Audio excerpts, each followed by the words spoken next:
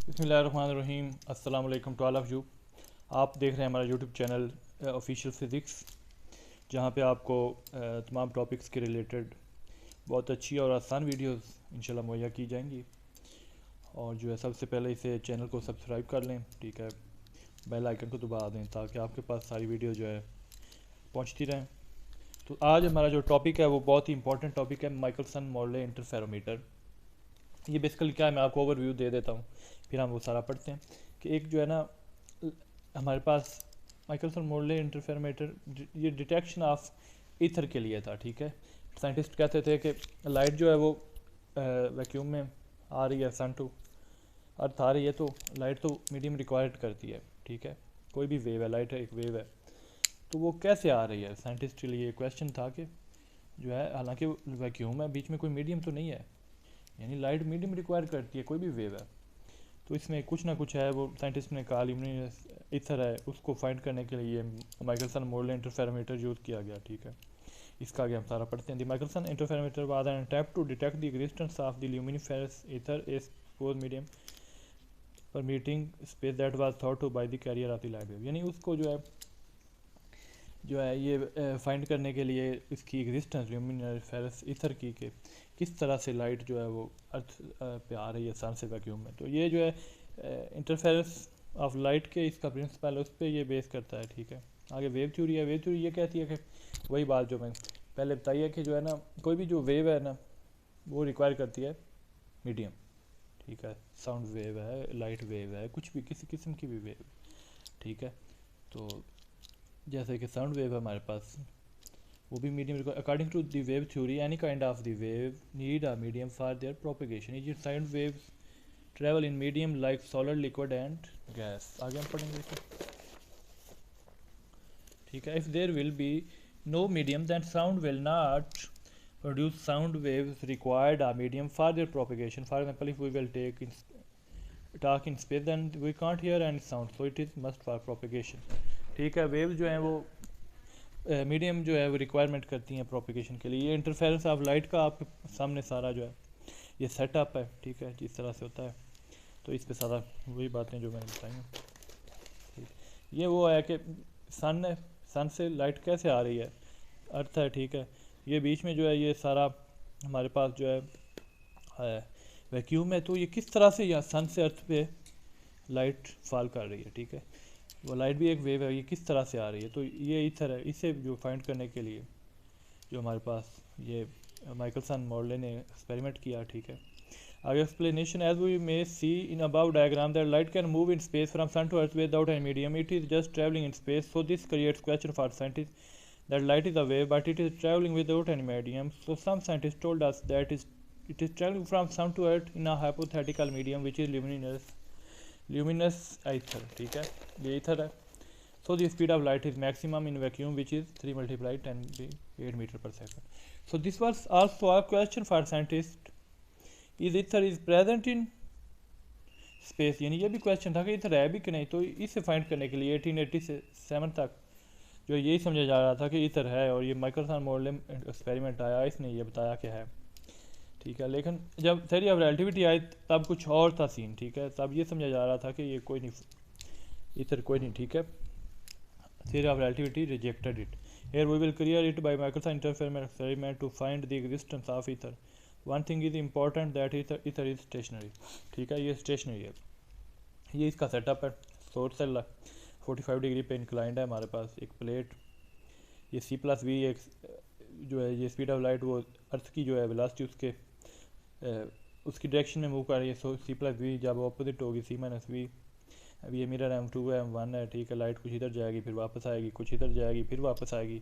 फिर टेलीस्कोप में हम जो है वो फ्रिंजेस ये देख लेंगे जिस तरह की बनेगी। आगे वो हमारे पास एक्सपेरिमेंटल अपरेटस और उसका सेटअप है सारा, जो मैंने बातें बताई हैं उसमें ये सारा लिखा हुआ है, ठीक है।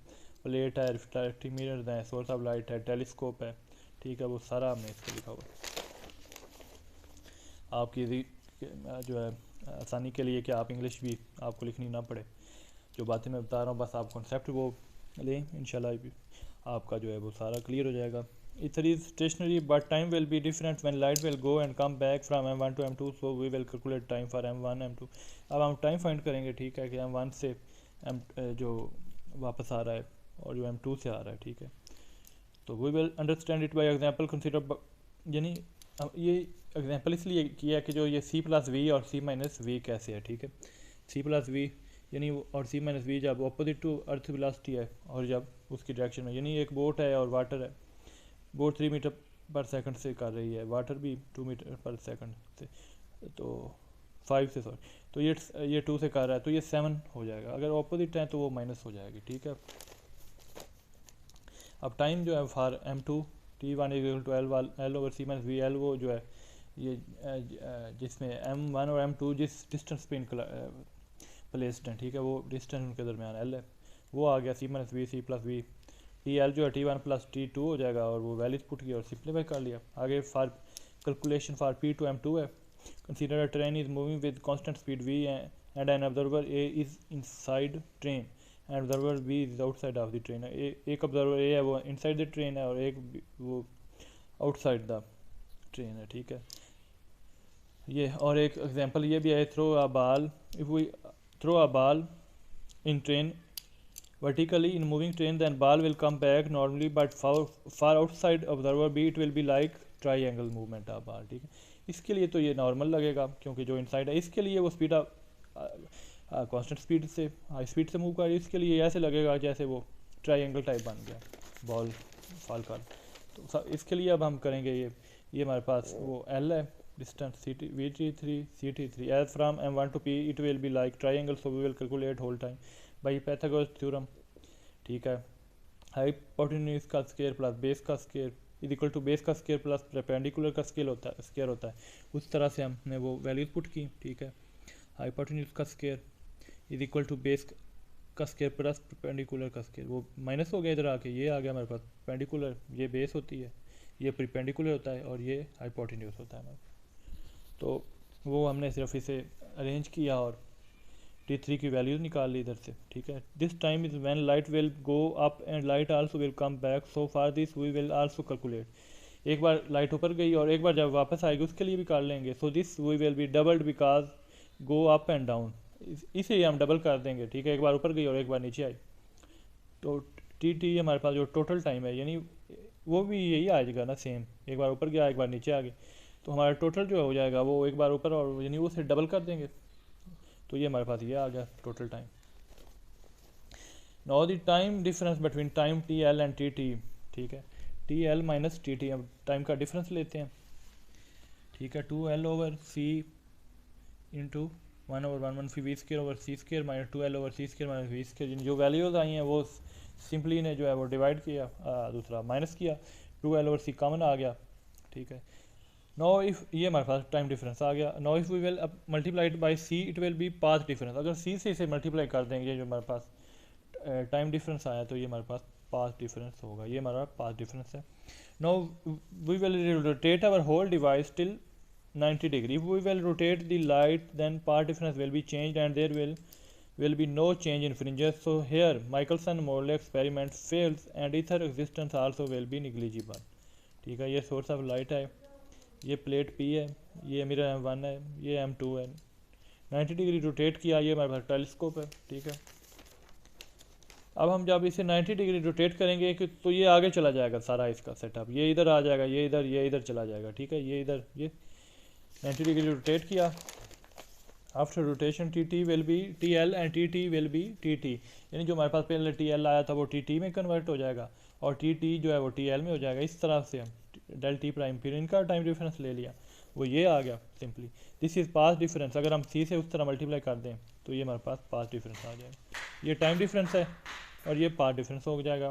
Calculation of fringes, now we will calculate fringes shift to show that how many change will occur in fringes after rotation, ठीक है। ये फ्रिंज शिफ्ट है, तो हमारे पास जो वैसे तो जो है 0.44 है, this is fringe shift, but when we will observe it experiment it will be 0, value ये होती है लेकिन ये 0 हो जाएगी, तो this failed at this time that there calculation will be not matched with observation. जब इस फार्मूला से हमने निकाली तो वो कुछ और आ रही थी, 0 आ रही थी, ठीक है, हालांकि आनी 0.44 या इसके करीब चाहिए थी, तो ये इस जगह पे फेल हो गया। So it's mean ether does not exist in space. So this problem solved by Einstein. He told us that speed of light is constant for all frame of reference. So it will travel with some speed in all frame of reference. He told us that speed of light is constant, 3 multiplied 10 ki 8 meter per second. So it will move in all frame of reference with this speed. So there is no ether in the universe. It was rejected by Einstein. ये इसका जो है setup वो photo है.